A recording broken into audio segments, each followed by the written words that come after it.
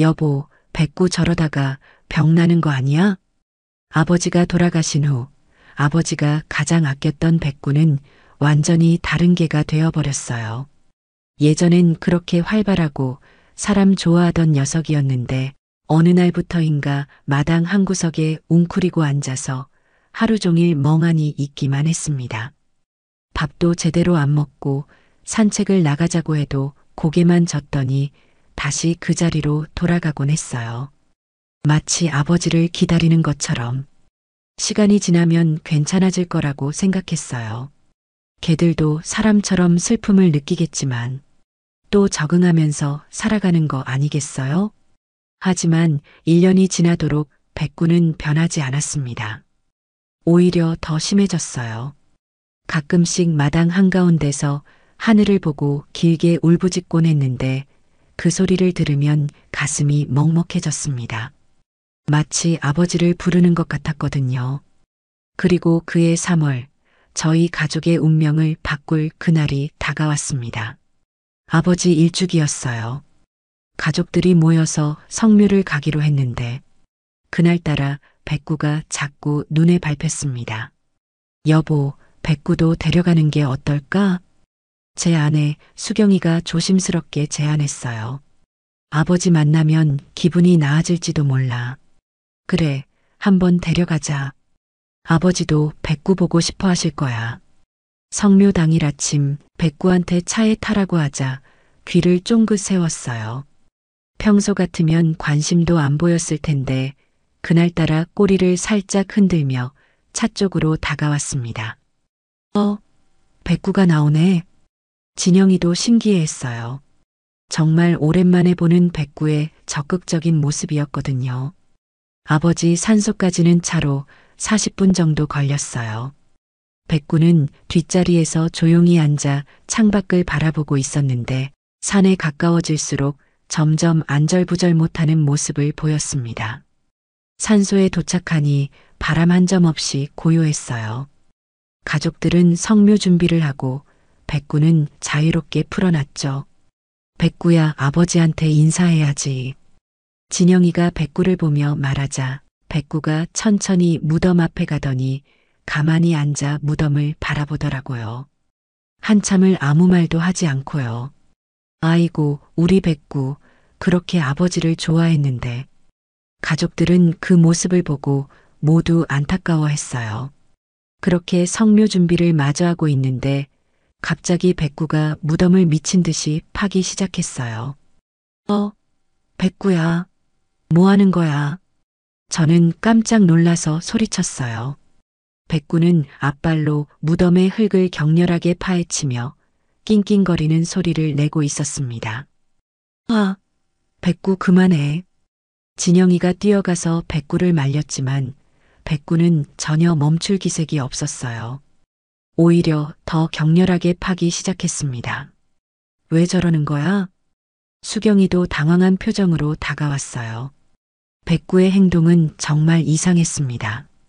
1년 동안 기력을 잃고 있던 녀석이 갑자기 이렇게 힘을 쓸 수 있다는 게 믿어지지 않았어요. 백구야, 안 돼. 제가 백구를 끌어안고 말리려 했지만 백구는 제 팔을 빠져나가 다시 무덤으로 달려갔습니다.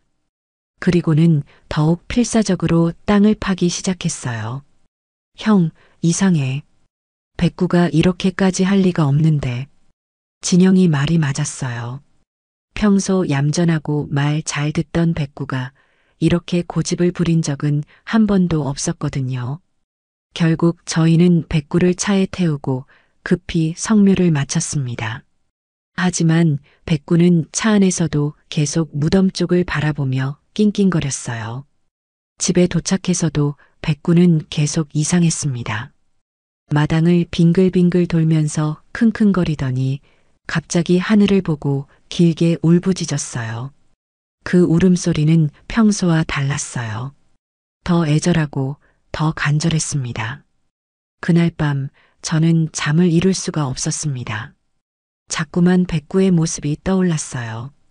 그 필사적으로 무덤을 파던 모습, 차 안에서 계속 뒤를 돌아보던 모습. 설마 정말 뭔가 있는 건 아니겠지? 다음 날 저녁 저희 가족은 한자리에 모였습니다. 다들 어제 백구 행동 봤지? 제가 먼저 입을 열었습니다. 솔직히 말해서 뭔가 이상해. 아내도 고개를 끄덕였습니다. 진영이가 조심스럽게 말했습니다. 혹시 아버지 돌아가실 때 뭔가 이상한 점이 있었나? 그 말에 저는 잠시 멈칫했습니다. 생각해 보니까 아버지가 조금 갑자기 돌아가시긴 했어. 맞아요. 전날까지도 괜찮았는데 의사 선생님은 뭐라고 하셨어? 진영이가 물었습니다. 심장마비라고 했지. 연세도 있으시고 자연스러운 임종이라고. 그때는 그냥 그런 줄 알았어요. 아버지 연세도 많으셨고 큰 병 없이 편안하게 가신 것에 오히려 다행이라고 생각했었거든요. 근데 지금 생각해보니 좀 갑작스럽긴 했어. 그래, 나도 그때 이상하다고 생각했어. 진영이도 고개를 끄덕였습니다. 형, 혹시 백구가 뭔가 알고 있는 건 아닐까? 걔들이 사람보다 감각이 뛰어나다고 하잖아. 수경이가 말했습니다. 동물들이 사람이 모르는 걸 안다고 하잖아요. 지진이 일어나기 전에 개들이 먼저 알아채는 것처럼. 저는 깊은 한숨을 쉬었습니다. 솔직히 말해서 나는 확인해 보고 싶어. 파묘를 해보는 건 어때? 그 말이 나오는 순간 식탁 위에 정적이 흘렀습니다. 가족들 사이에서도 의견이 갈릴 수 있는 민감한 문제였습니다. 형, 그럴 필요까진 있을까?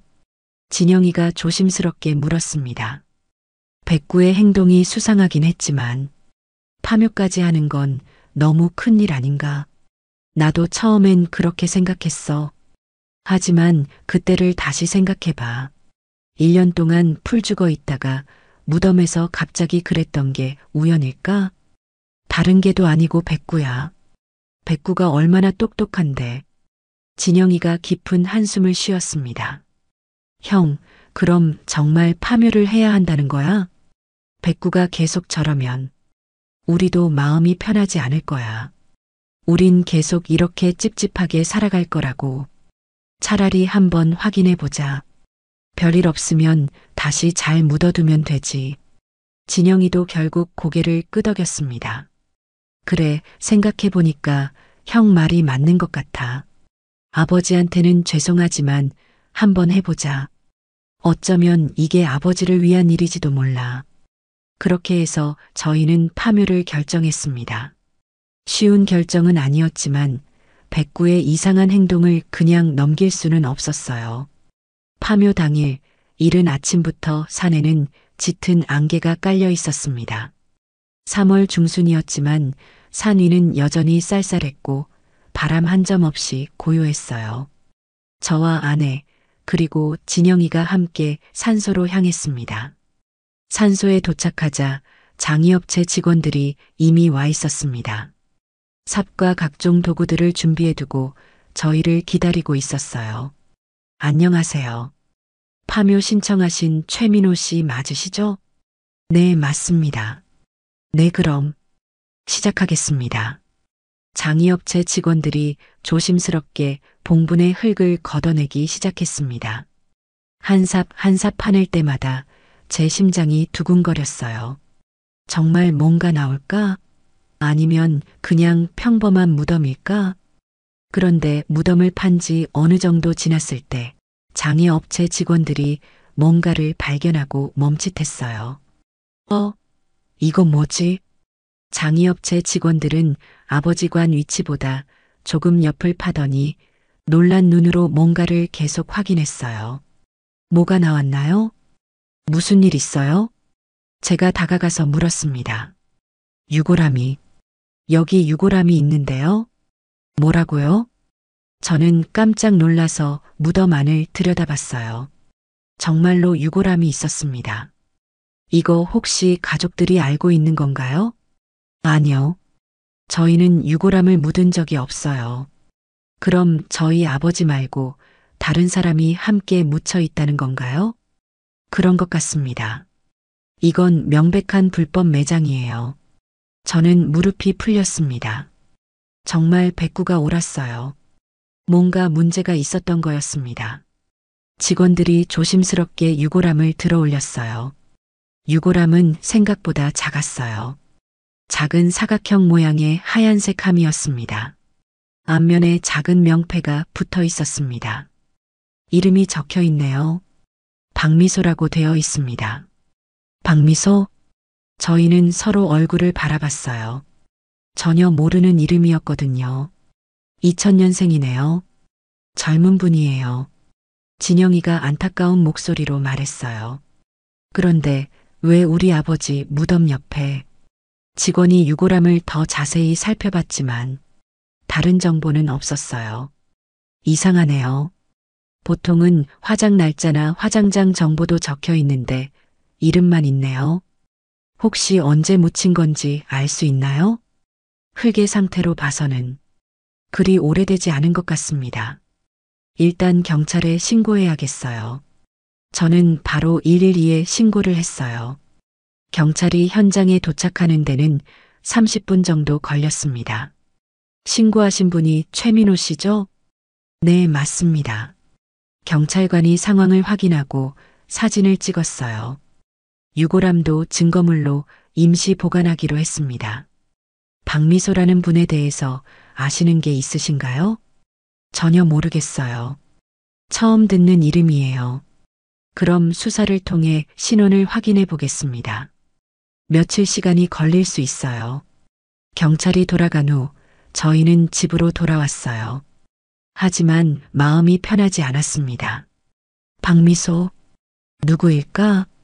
23살이면 정말 젊은 나이인데 아무 관련 없는 사람이 아버지 무덤 옆에 묻힐 리는 없고 뭔가가 있는 것 같은데 며칠이 지나고 경찰서에서 연락이 왔어요. 신원 확인이 쉽지 않은 상황입니다. 동명이인이 너무 많고 정보도 너무 제한적입니다.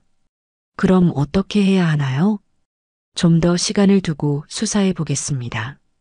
혹시 고인과 관련해서 짐작되는 분이 있으시면 연락 부탁드려요. 전화를 끊고 나서 저는 고민에 빠졌어요. 어떻게 해야 하지? 도대체 우리가 모르는 뭐가 숨겨져 있는 거지? 그저 이렇게 두고만 볼 수 없었습니다. 그때 문득 생각이 났어요. 아버지를 간병해 주셨던 순이 누나. 순이 누나는 마지막까지 아버지를 가장 가까이에서 돌봐주신 분이에요. 아버지 간병에 최선을 다해주신 저희에겐 정말 고마운 분이자 가족 같은 분이었습니다. 아버지가 순이 누나에게 뭔가를 말하지 않았을까? 그래서 즉시 전화를 걸었어요. 여보세요, 순이 누나? 잘 지내시죠? 아, 민호 씨. 오랜만이네요. 어쩐 일이세요? 누나, 혹시 시간 괜찮으시면 저희 집에 좀 와주실 수 있어요? 아버지 관련해서 여쭤볼 게 있어서요. 아버님 관련해서요? 무슨 일인데요? 순이 누나의 목소리에 약간의 긴장감이 섞였어요.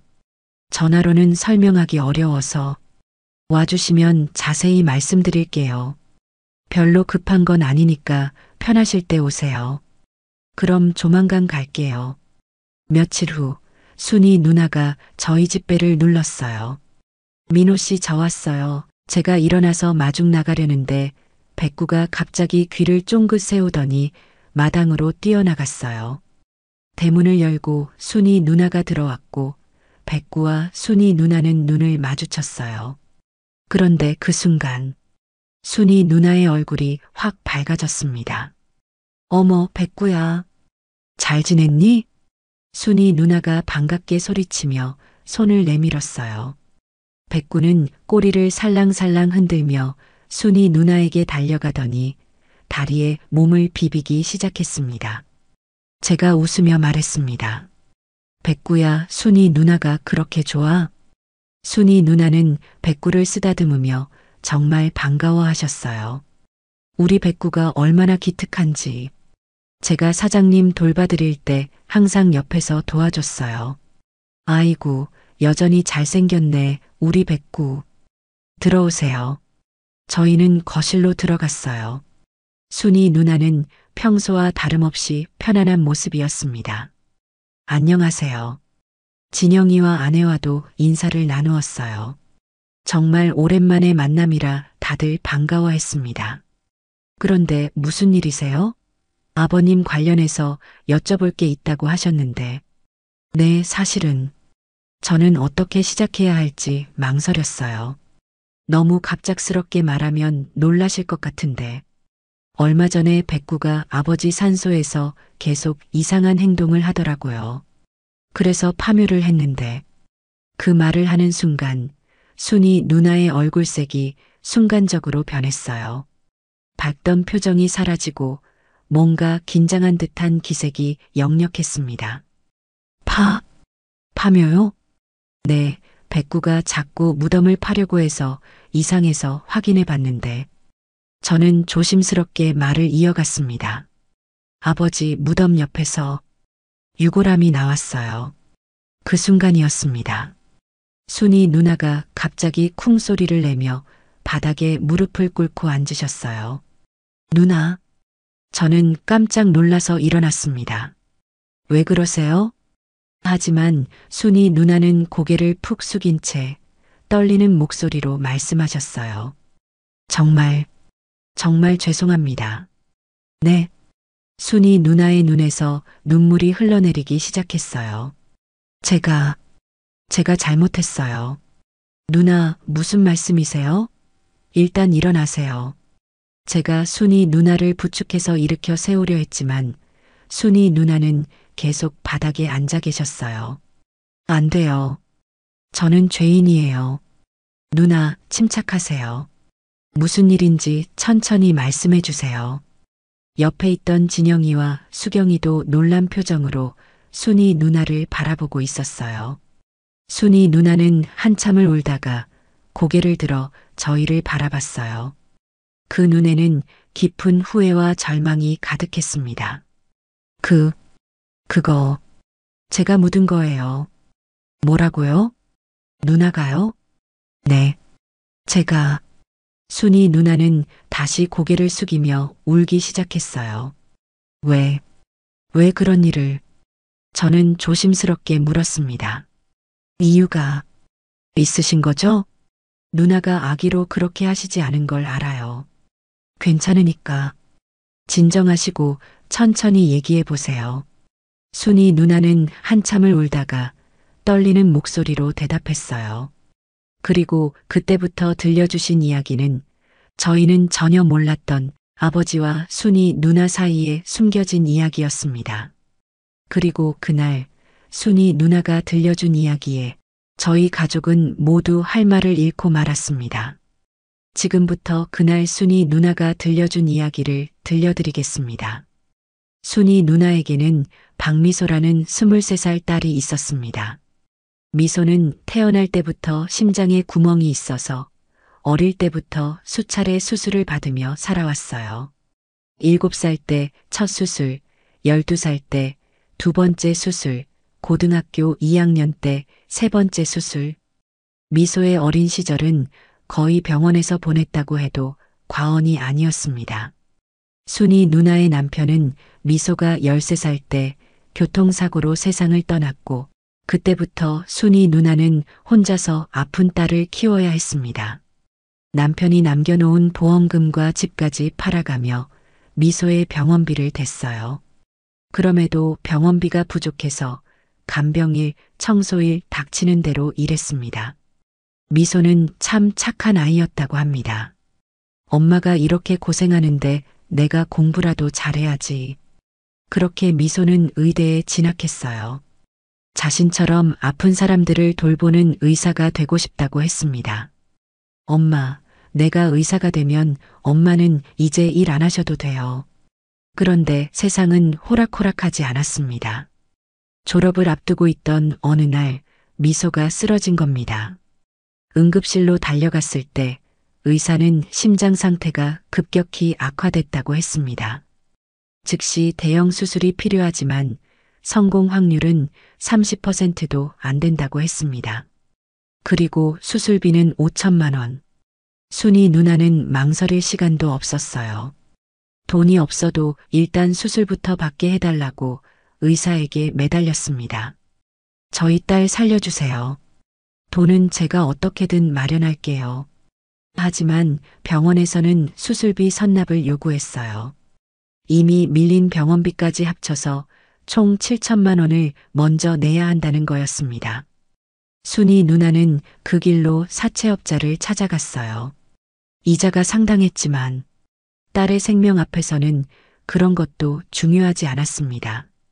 집에 있던 모든 것을 담보로 잡히고 손에 피가 나도록 도장을 찍었어요. 수술은 18시간 동안 계속됐어요. 순이 누나는 그 시간 동안 병원 복도에서 무릎을 꿇고 기도했습니다. 제발 딸만은 살려달라고, 자신의 목숨을 가져가도 좋으니 딸만은 살려달라고요. 물 한 모금 안 마시고 화장실도 안 가고 그냥 계속 기도만 했어요. 수술은 성공했습니다. 하지만 미소는 의식을 찾지 못했어요. 혼수 상태입니다. 언제 깨어날지는 알 수 없습니다. 의사의 말에 순이 누나의 세상이 무너졌어요.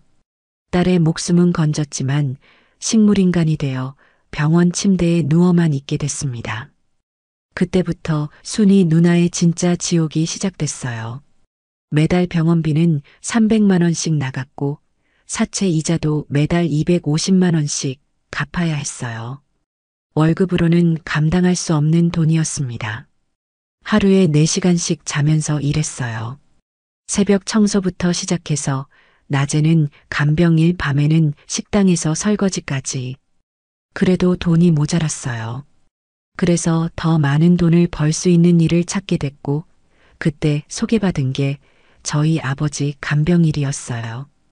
24시간 간병이고 아버지가 여유가 있으셔서 조건이 괜찮았거든요. 처음 저희 집에 왔을 때 순이 누나는 정말 절망적인 상태였다고 합니다. 아버지는 첫날 순이 누나를 보자마자 말했어요. 고생이 많으시네요. 아버지는 순이 누나의 딱딱하게 굳은 얼굴을 보고 바로 알아차리셨던 것 같아요. 이 사람이 얼마나 힘든 상황에 있는지를. 편하게 일하세요. 우리 집 일은 어렵지 않으니까. 그리고 무리하지 마세요. 아버지의 따뜻한 말 한마디에 순이 누나는 그 자리에서 울음을 터뜨렸다고 해요. 얼마나 오랫동안 따뜻한 말을 들어보지 못했는지. 죄송해요, 사장님. 제가 왜 이러는지. 울어도 괜찮아요. 사람이 힘들면 울어야죠. 그날부터 아버지는 순이 누나를 정말 가족처럼 대해주셨어요. 밥은 드셨어요? 같이 드시죠. 너무 무리하지 마세요. 순이 누나는 말했어요. 그런 말들이 그때 자신한테는 유일한 희망이었다고. 그 말들이 아니었다면 자기는 이미 자살했을 거라고.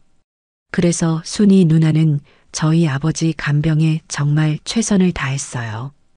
아버지가 밤에 잠을 못 이루실 때면 순이 누나는 새벽까지 아버지 곁에 앉아 계셨어요. 등을 천천히 마사지해 드리면서 편히 주무세요 하고 속삭여 드렸죠. 아버지가 입맛이 없어 하실 때는 새벽에 일어나서 죽을 끓여오곤 하셨어요. 아버지 목욕도 순이 누나가 직접 도와드렸어요. 혼자서는 위험하시니까 매번 꼼꼼하게 챙겨드렸죠. 물 온도는 어떠세요? 너무 뜨겁지 않죠? 등 씻어드릴게요. 정말 친딸이 해드리는 것처럼, 아니 그보다 더 세심하게 돌봐드렸어요. 아버지가 기침을 하시면 등을 토닥토닥 해드리고 목이 마르시다고 하면 벌꿀차를 정성스럽게 타드리고 다리가 저리시다고 하면 1시간씩 무릎을 주물러 드렸어요. 그런 모습들을 보면서 저희도 정말 감탄했어요. 형, 순이 누나가 우리보다 더 잘 돌봐드리는 것 같아. 정말 친딸도 이렇게까지 못할 것 같은데. 정말 든든하고 고마워. 아버지도 그런 순이 누나의 마음을 누구보다 잘 느끼셨을 거예요. 그래서 누구보다 순이 누나를 많이 아꼈죠. 간병인을 한 지 일주일쯤 지났을 때였어요. 순이 누나가 아버지에게 조심스럽게 말했어요. 사장님, 죄송하지만 제가 매일 저녁 7시에 1시간 정도만 나갔다 와도 될까요? 무슨 일인데요? 제 딸이 병원에 입원해 있어서. 그때 아버지는 순이 누나의 모든 사정을 알게 되셨어요. 딸이 식물인간 상태로 누워 있고 매일 저녁 면회를 간다는 것을요. 그럼 가셔야죠. 당연히 괜찮아요. 감사합니다. 빨리 다녀올게요. 하지만 아버지는 거기서 끝내지 않으셨어요. 병원비가 만만치 않을 텐데 어떻게 하고 계세요? 순이 누나는 대답을 못했어요. 어떻게 사채까지 쓰면서 병원비를 대고 있다고 말할 수 있었겠어요. 힘드시죠? 아버지의 조용한 말에 순이 누나는 다시 눈물이 났다고 해요. 그날 저녁 아버지는 순이 누나에게 봉투 하나를 건네셨어요. 이거 받으세요. 이게 뭔가요? 병원비 보태세요. 봉투 안에는 200만 원이 들어 있었어요. 안 돼요, 사장님. 이건 받을 수 없어요. 순이 누나가 손을 내저었지만 아버지는 고집스럽게 말씀하셨어요. 제가 드리고 싶어서 드리는 거예요. 거절하시면 제가 섭섭해요. 하지만 딸이 아픈데 엄마가 마음이 편할 리 없잖아요. 마음이 편해야 저한테 간병도 잘 해주실 거 아닙니까? 그날부터 아버지는 매달 순이 누나에게 200만 원씩 건네주기 시작했어요. 사장님, 정말 감사해요. 꼭 갚을게요. 갚을 필요 없어요. 어차피 떠날 몸, 이 많은 돈 가지고 있어서 뭐합니까? 아버지는 여러 부동산을 갖고 계셨거든요. 매달 임대료 수입도 있고 은행에 예금도 넉넉히 있으신 상황이어서 순이 누나를 도와주는 게 전혀 어렵지 않았습니다. 저는 지금까지 여러 명의 간병인을 만났어요. 하지만 순이 씨만큼 첫 만남부터 마음이 간 사람은 없었습니다. 마치 오랜만에 만난 가족같이 편했어요. 이것도 운명이라면 운명인 거죠. 그런데 그런 분이 이런 힘든 일을 겪고 있다니. 그래서 돕고 싶은 겁니다. 그러니까 제 성에 거절하지 마세요. 가족이라는 말을 들었을 때 순이 누나는 울컥했다고 해요. 진짜 가족도 이렇게 해주지 않을 텐데 그렇게 몇 달이 지나면서 아버지와 순이 누나는 정말 가족 같은 관계가 됐어요. 순이 누나는 밤낮 없이 정말 최선을 다해 간병했고 아버지는 순이 누나의 인생과 미소에 대한 이야기를 나누면서 서로에 대해 더 잘 알게 됐습니다. 미소는 정말 착한 아이예요. 엄마 걱정할까봐 아프다는 소리 안 했거든요. 그런 딸을 두셨으니 참 자랑스럽겠습니다. 의사가 되는 게 꿈이었어요. 자기처럼 아픈 사람들을 돌봐주고 싶다고. 꼭 깨어날 거예요. 순이 누나가 아버지께 미소 사진을 보여드렸어요. 사장님, 저희 딸 사진이에요. 학사모를 쓰고 밝게 웃고 있는 모습이었죠. 정말 예쁘네요. 순이 씨 닮았어요. 아버지는 사진을 한참 보시더니 말씀하셨어요. 제 딸 같기도 하네요. 네. 순이 씨 딸이라고 하니 저한테도 소중한 느낌입니다. 심지어 아버지는 직접 미소를 보러 병원에 가기도 하셨어요. 미소야, 할아버지야. 의식이 없는 미소에게 말을 걸어주시고 손을 잡아주시고 이마를 쓰다듬어 주셨어요. 우리 미소, 빨리 깨어나야 해. 할아버지가 맛있는 거 많이 사줄게. 그런 아버지의 모습을 보며 순이 누나는 정말 가족이 된 것 같았다고 해요. 세상에 이런 분이 있다는 게 믿어지지 않았다고요. 지옥 같았던 제 인생에 천사가 내려온 것 같았다고요. 그러던 그해 겨울, 미소의 상태가 더욱 악화되고 있을 때였어요. 순이 누나는 매일 병원과 저희 집을 오가며 정말 힘든 시간을 보내고 계셨어요. 아버지가 평소보다 조용히 계시더니 순이 누나를 불러서 말씀하셨어요. 순이 씨, 잠깐 앉으세요. 말씀드릴 게 있어요. 네, 사장님. 순이 누나가 아버지 옆에 앉으시자 아버지는 한참을 망설이시더니 조심스럽게 입을 여셨어요. 순이 씨, 사실 말이에요. 저는 이제 얼마 남지 않은 것 같아요. 사장님, 그런 말씀 마세요. 순이 누나가 깜짝 놀라며 손을 저었어요. 아니에요. 제가 제 몸을 제일 잘 아는데 요즘 몸이 예전 같지 않아요. 아버지의 목소리에는 담담함이 있었어요. 순이 누나는 눈물이 글썽해지셨어요. 아버지는 순이 누나의 손을 잡으시며 말씀하셨어요. 한 가지 부탁이 있어요. 나중에 아주 나중에 말이에요. 순이 씨도 그렇고 미소도 그렇고 세상을 떠나게 되면 제 옆이 모시고 싶어요. 저희는 가족이니까요. 아버지는 아셨던 거예요. 미소가 오래 살지 못할 거고 순이 누나도 재정 상황이 여의치 않아서 자기가 떠나면 미소 장례도 제대로 못 치를 것 같았던 거죠. 그래서 그런 얘기를 하셨던 것 같아요. 아버지는 잠시 말을 멈추시더니 더욱 간절한 목소리로 말씀하셨어요. 순이 씨, 혼자 힘들어하지 마세요. 세상에 혼자 남겨진다고 생각하지도 마세요. 우리 가족이 있잖아요. 민호와 진영이도 순이 씨를 정말 좋아해요. 제가 없어도 저희 아들들이 순이 씨를 잘 챙겨드릴 거예요. 사장님, 저는 정말 순이 누나는 말을 잇지 못하고 울기만 하셨어요. 울지 마세요. 제가 감히 그런 곳에 감이라는 말씀 마세요.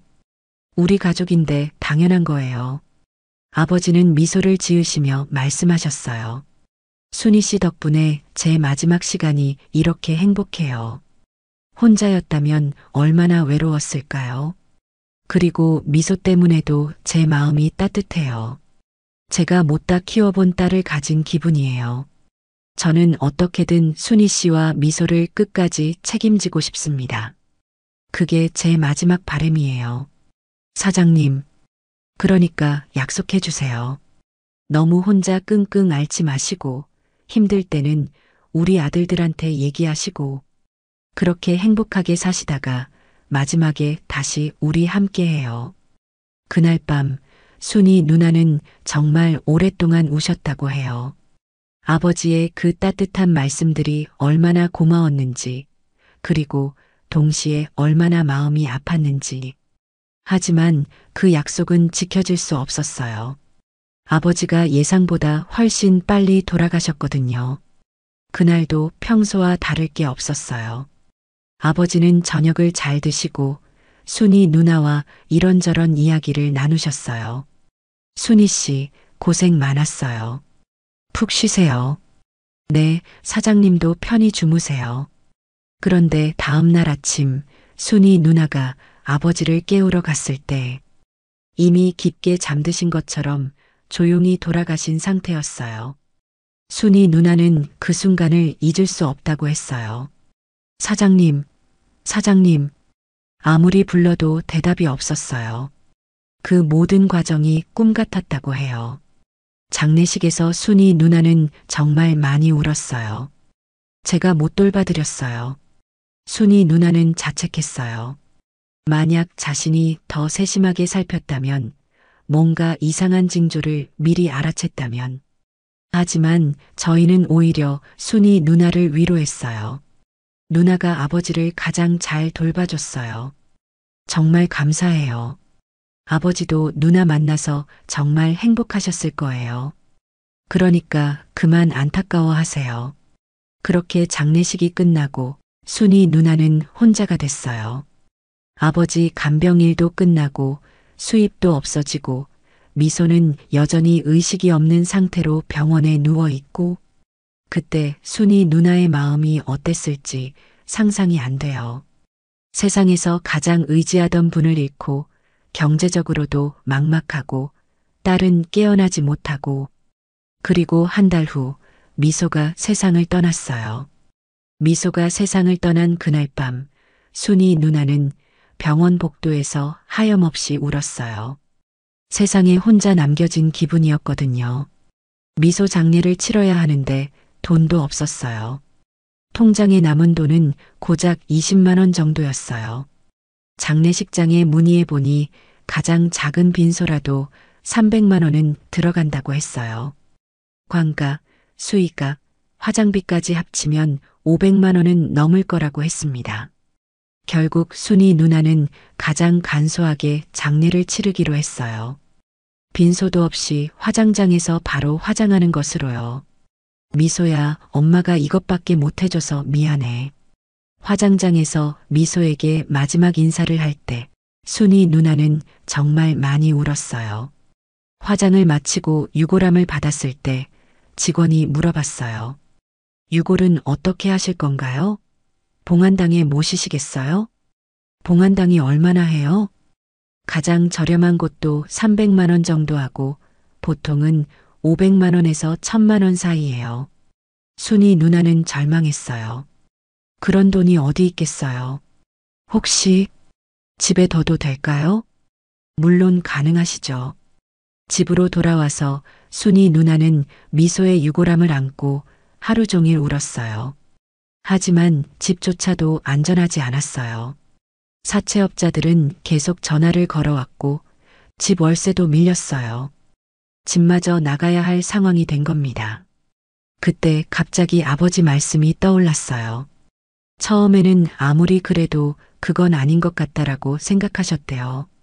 아무리 사장님이 그렇게 말씀하셨다고 해도 같은 가족도 아니고 저희한테 연락하기에도 염치 없고요. 하지만 며칠이 지나도 대안이 없었어요. 미소 유골함을 들고 바닥에 나앉게 생긴 거죠. 결국 순이 누나는 자신을 설득하기 시작했어요. 사장님이 우리를 가족이라고 하셨으니까. 그날 밤 순이 누나는 미소의 유골함을 안고 산으로 향했어요. 아무도 없는 새벽 시간, 손전등 하나만 들고 올라갔어요. 아버지 무덤에 도착했을 때 순이 누나는 한참을 서 있었어요. 사장님, 저 왔어요. 죄송해요. 이렇게 밖에 할 수 없어요. 목소리가 떨렸어요. 정말 이래도 되는 건지 확신이 서지 않았거든요. 미소가 갈 곳이 없어요. 엄마가 능력이 없어서 눈물이 주룩주룩 흘러내렸어요. 미소라도 여기서 편안히 쉬어도 될까요? 그렇게 순이 누나는 아버지 무덤 옆에 작은 구덩이를 팠어요. 유골함을 조심스럽게 묶고 다시 흙을 덮었어요. 미소야, 엄마가 제대로 못해줘서 미안해. 엄마가 나중에 꼭 다시 찾으러 올게. 꼭 좋은 곳에 옮겨줄게. 사장님, 정말 죄송합니다. 그렇게 미소는 아버지 옆에 묻게 된 것입니다. 정말 죄송합니다. 제가 죄인입니다. 순이 누나의 마지막 말이 끝나고 거실에는 깊은 정적이 흘렀습니다. 저는 아무 말을 할 수가 없었어요. 목이 메어서 한마디도 나오지 않았습니다. 진영이도 고개를 숙인 채 어깨가 떨리고 있었고 수경이는 이미 눈물을 훔치고 있었어요. 이런 사연이 있었을 줄이야. 순이 누나는 여전히 고개를 숙인 채 말씀하셨어요. 정말 죄송해요. 제가 너무 이기적이었어요. 아무리 사장님이 그렇게 말씀하셨다고 해도 가족분들 몰래 그런 일을 한 게. 언니, 그런 말씀 마세요. 수경이가 먼저 말했습니다. 목소리가 떨리고 있었어요. 언니가 잘못한 게 아니에요. 이해해요. 괜찮아요. 그동안 많이 힘드셨죠? 진영이도 고개를 들었어요. 눈이 빨갛게 충혈되어 있었습니다. 저희한테 말씀하시지. 혼자 그렇게 고생하시고. 그때 백구가 조용히 일어나더니 순이 누나 앞으로 다가갔어요. 그리고는 순이 누나의 무릎에 머리를 올려놓았습니다. 백구야. 백구는 순이 누나의 손을 살짝 핥아주었어요. 누나. 제가 조심스럽게 말했어요. 아버지 말씀이 맞아요. 우리는 가족이에요. 민호 씨. 미소도 우리 딸이나 마찬가지예요. 순이 누나의 눈에서 눈물이 주룩주룩 흘러내렸어요. 제가 이렇게까지 했는데 정말 괜찮아요? 괜찮은 게 아니라 오히려 당연한 거예요. 수경이가 말했습니다. 언니가 우리 아버님을 그렇게 돌봐주셨는데. 진영이가 덧붙였어요. 저희는 정말 괜찮으니까 아버지 묘 옆에 미소를 둬요. 그럼 미소도 외롭지도 않을 거고 아버지가 잘 돌봐주실 거예요. 그 말에 순이 누나는 더욱 큰 소리로 울기 시작했어요. 감사해요. 정말 감사해요. 저희도 모두 울었어요. 그 감동적인 순간에 눈물을 참을 수 있는 사람은 아무도 없었습니다. 며칠 후 미소를 아버지 곁에 안치하는 날이 왔습니다. 그날 아침 순이 누나는 일찍부터 오셨어요. 검은 한복을 곱게 차려입고 손에는 하얀 국화꽃 한 다발을 들고 계셨습니다. 미소야, 미안해. 엄마가 미안해.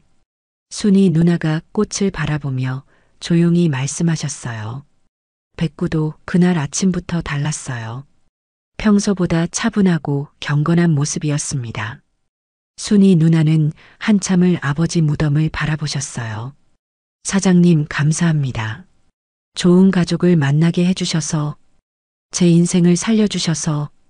순이 누나의 목소리가 떨리고 있었어요. 저희도 무덤 앞에 서서 묵념했습니다. 아버지, 이제 걱정하지 마세요. 순이 누나는 저희가 잘 모실게요. 미소의 무덤은 저희가 직접 만들어줬습니다. 순이 누나는 작은 삽을 들고 계셨고 저희도 각자 도구를 준비했어요. 아버지 무덤 옆에 작은 구덩이를 파기 시작했습니다. 저희는 돌아가면서 땅을 팠어요.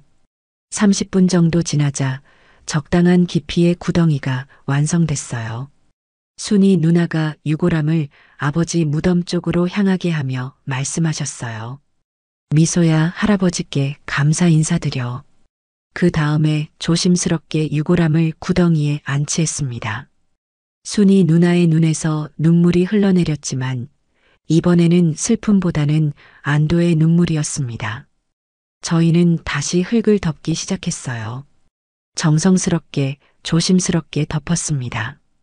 흙을 다 덮고 나서 저희는 주변을 정리했어요. 아버지 무덤과 자연스럽게 이어지도록 봉분도 조금 다듬었습니다. 순이 누나는 새로 만든 미소의 자리에 가져온 국화꽃을 한 송이 올려놓으셨어요. 미소야, 엄마가 자주 올게. 할아버지랑 잘 지내고 있어. 마지막으로 저희는 모두 함께 절을 올렸습니다. 집으로 돌아오는 길, 순이 누나는 계속 감사하다고 하셨어요. 정말 고마워요. 아니에요. 누나도 우리 가족이니까 당연한 거예요.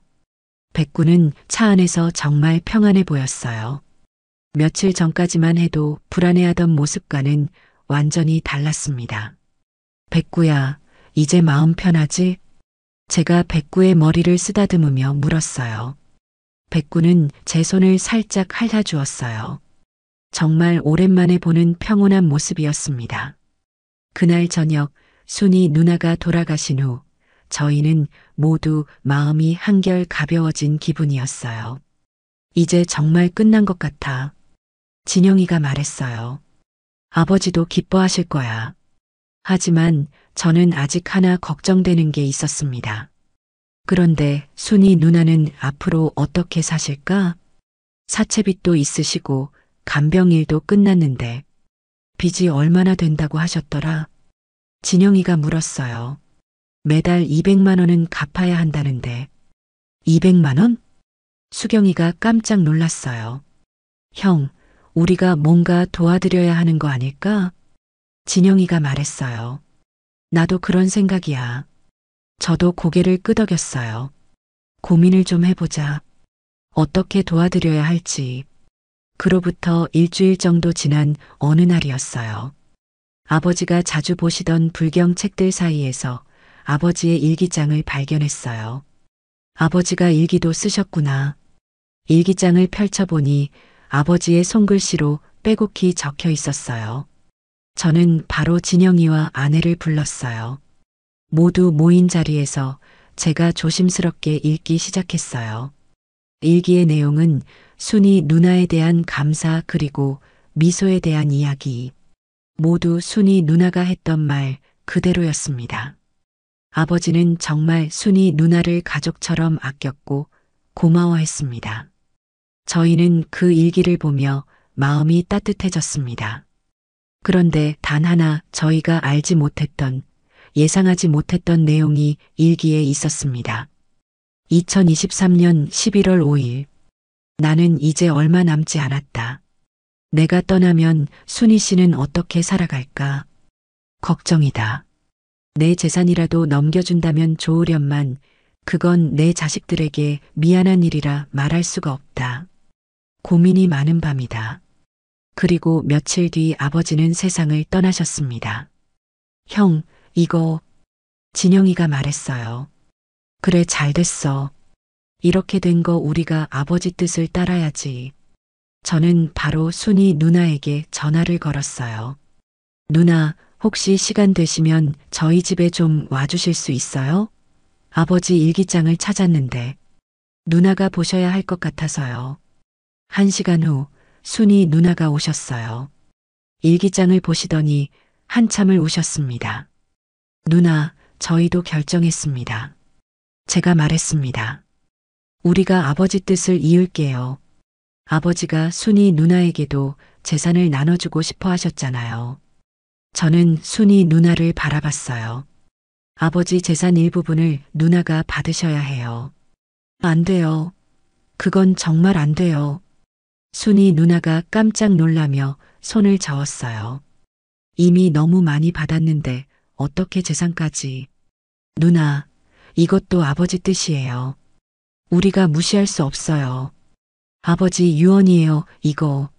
진영이가 일기장을 들어보이며 말했어요. 순이 누나는 고개를 저었어요. 정말 안 돼요. 하지만 저희의 마음은 이미 정해져 있었어요.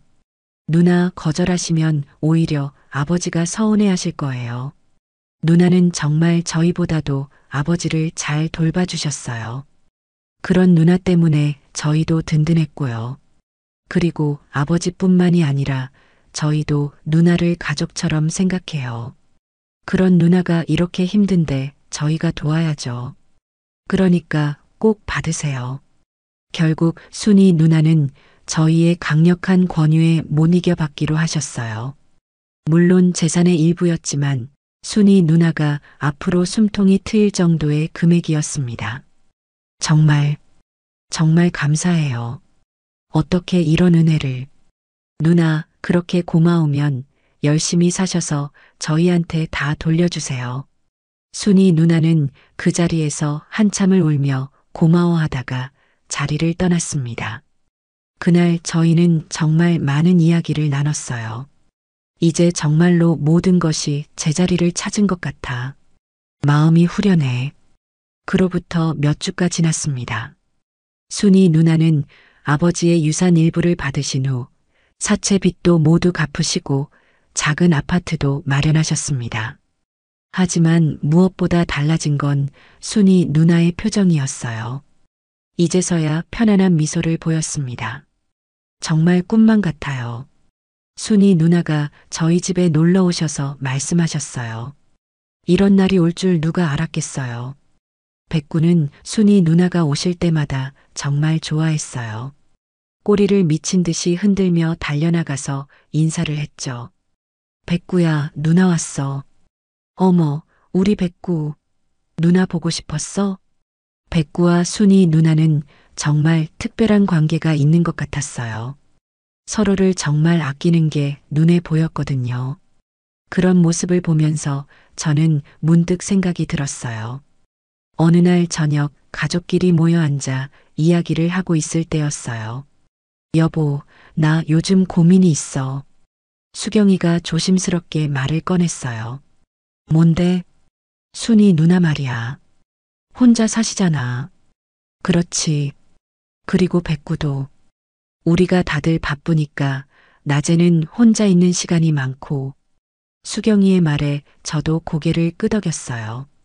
그래서 말인데, 순이 누나와 백구가 함께 지내면 어떨까 싶어서. 진영이가 놀란 표정으로 물었어요. 그게 무슨 말이야? 순이 누나도 혼자 계시고 백구도 외로워하고 함께 살면 좋을 것 같은데? 저는 수경이의 제안을 들으며 깊이 생각해 봤어요. 사실 저도 비슷한 생각을 하고 있었거든요. 순이 누나가 혼자 지내시는 게 걱정되기도 했고, 백구가 낮에 혼자 있는 것도 안쓰러웠어요. 생각해 보니까 좋은 아이디어네. 순이 누나도 백구를 정말 좋아하시고, 맞아, 형. 진영이도 동의했어요. 한번 순이 누나 의견을 물어볼까? 며칠 후, 순이 누나가 다시 저희 집에 오셨을 때 조심스럽게 말씀드렸어요. 누나, 혹시 백구와 함께 지내실 생각 없으세요? 네, 백구요? 순이 누나가 깜짝 놀라셨어요. 저희가 워낙 바빠서 백구가 낮에 혼자 있는 시간이 많거든요. 그리고 누나도 혼자 계시고, 백구도 누나를 정말 좋아하고, 누나도 외롭지 않으실 테고, 서로에게 좋을 것 같아서요. 순이 누나는 백구를 바라보셨어요. 백구는 마치 대화 내용을 알아듣는 것처럼 순이 누나 곁에 다가가서 앉았습니다. 백구야, 누나랑 같이 살래? 순이 누나가 백구에게 물어보셨어요. 백구는 꼬리를 흔들며 순이 누나의 손을 하자주었어요. 마치 그럼요. 라고 대답하는 것 같았습니다. 어머 봐요. 백구가 좋다고 하네요. 네, 좋아요. 저도 백구와 함께 있으면 정말 좋을 것 같아요. 그렇게 해서 백구는 순이 누나와 함께 살게 되었습니다. 백구가 떠나는 날 저희는 모두 아쉬웠지만 한편으론 안심이 되기도 했어요. 백구야, 순이 누나 잘 모셔드려. 제가 백구의 머리를 쓰다듬으며 말했어요. 백구는 제 얼굴을 빤히 바라보더니 작게 짖었어요. 알겠다는 듯이요. 자주 보러 올게, 백구야. 진영이도 백구를 안아주며 말했어요. 민호 씨, 진영 씨, 수경 씨, 정말 감사해요. 이제 저도 가족이 생겼네요. 그날 이후 순이 누나와 백구는 정말 행복하게 지냈어요. 일주일에 한 번씩은 저희가 순이 누나 집에 놀러 가곤 했는데 갈 때마다 정말 행복해 보였어요. 어머, 백구야. 산책 가자. 순이 누나가 말씀하시면 백구는 신이 나서 꼬리를 흔들며 따라갔어요. 백구가 정말 건강해졌네요. 제가 말했어요. 백구의 털도 윤기가 흐르고 표정도 훨씬 밝아졌어요. 저도 백구 덕분에 매일이 즐거워요. 순이 누나도 말씀하셨어요.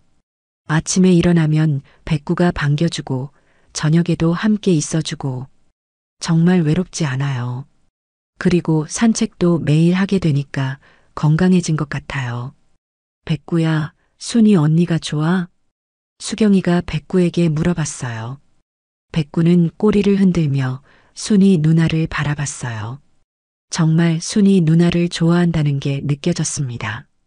그렇게 1년이 흘렀습니다. 아버지 이주기가 다가왔어요. 그동안 저희 가족에게는 정말 많은 일들이 있었어요. 순이 누나는 이제 완전히 저희 가족의 일원이 되셨고, 백구는 순이 누나와 함께 정말 행복하게 지내고 있었습니다. 이주기 성묘 전날 밤, 저희는 모두 순이 누나 집에 모였어요. 내일 아버지 이주기네요. 제가 말했습니다. 벌써 2년이 지났다니. 정말 시간이 빠르네요. 그러게요. 정말 많은 일이 있었어요. 순이 누나가 백구를 쓰다듬으며 말씀하셨어요. 백구는 순이 누나 무릎에 머리를 기대고 편안하게 있었어요. 정말 평화로운 모습이었습니다. 백구야, 내일 할아버지 만나러 가자. 순이 누나가 백구에게 말씀하셨어요. 백구는 꼬리를 살짝 흔들어 보였어요. 아직도 아버지를 기억하고 있는 것 같았습니다. 다음 날 아침, 저희는 모두 함께 산소로 향했습니다. 순이 누나와 백구, 그리고 저희 가족 모두가 함께였어요. 3월의 산은 정말 아름다웠어요. 곳곳에 봄꽃들이 피어 있고 새들이 지저귀는 소리가 들렸습니다. 정말 좋은 날씨네요. 수경이가 말했어요. 아버님도 기뻐하실 것 같아요. 산소에 도착했을 때 저는 깜짝 놀랐어요. 무덤 주변에 작은 들꽃들이 가득 피어 있었거든요. 마치 누군가 일부러 심어 놓은 것처럼 예쁘게 피어 있었어요. 이 꽃들은 언제? 진영이도 신기해했어요. 작년에는 이런 꽃들이 없었는데 자연적으로 피어난 것 같네요. 순이 누나가 말씀하셨어요. 정말 예쁘네요. 마치 사장님이 우리를 위해 준비해 주신 것 같아요. 저희는 무덤 앞에서 차례를 지냈습니다. 아버지, 저희 왔어요. 제가 무덤에 대고 말했어요. 저희 모두 건강하게 잘 지내고 있어요. 사장님, 저도 잘 지내고 있어요. 순이 누나도 말씀하셨어요. 정말 감사해요. 미소야, 엄마도 이제 정말 행복해. 할아버지랑 함께 있어서 외롭지 않지? 그때 백구가 갑자기 일어나더니 무덤 주위를 천천히 걸어 다니기 시작했어요. 하지만 2년 전과는 완전히 달랐어요. 불안해하거나 파려고 하는 게 아니라 그냥 평온하게 걸어 다니는 거였어요. 백구가 인사하는 것 같네. 진영이가 말했어요. 백구는 무덤을 한 바퀴 돌더니 저희 앞으로 왔어요. 그리고는 무덤을 향해 앉아서 잠시 가만히 있었습니다. 정말 신기한 모습이었어요. 사장님, 백구가 인사드려요. 순이 누나가 말씀하셨어요. 백구야, 할아버지한테 잘 지낸다고 말씀드려. 백구는 한 번 더 짧게 짖었어요. 정말 말하는 것 같았습니다. 그 순간 바람이 살랑 불어왔어요.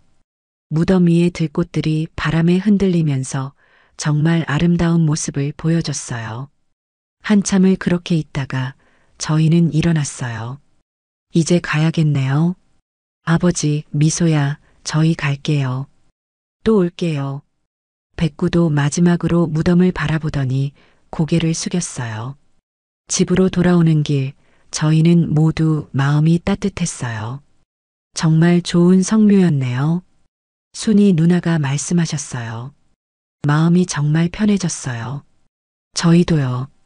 백구는 차 안에서 정말 평안해 보였어요. 창밖을 바라보며 편안하게 있었습니다. 그날 밤 저는 정말 많은 생각을 했어요. 2년 전 백구가 무덤을 파던 그날부터 시작된 이 모든 일들. 처음에는 정말 당황스럽고 이해할 수 없었지만 지금 생각해보니 모든 게 일어날 일이었던 것 같아요. 아버지의 마지막 소원을 이루어드리고 순이 누나와 미소를 진짜 가족으로 받아들이고 모두가 행복하게 지낼 수 있게 만드는 그 모든 계획의 중심에 백구가 있었고요. 정말 영리하고 따뜻한 녀석이었습니다. 백구야 고마워. 오늘의 이야기는 어떠셨나요? 이 이야기가 여러분의 삶에 조금이나마 도움이 됐으면 합니다. 오늘도 건강하고 행복한 하루 보내세요. 지금까지 구름 같은 이야기였습니다. 감사합니다.